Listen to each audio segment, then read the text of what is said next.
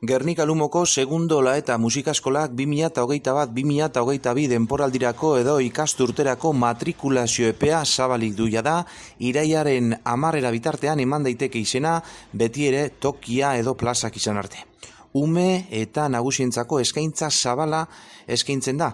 Instrumentu sinfonikoak, pianoa, klarinetea, flauta, beste batzuen artean, instrumentu folklorikoak, txistua, alboka edo tamborila, eta musika elektriko tailerra, basua, gitarra elektrikoa, bateria, musika korala edo abesbatz musika ere landuko da, akordeoi orkestra edo banda zein fanfarria ere ikasi ahal izango da, besteak beste.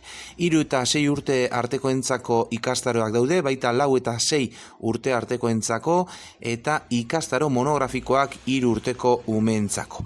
Ahots teknika eta baita panderoa besteak beste.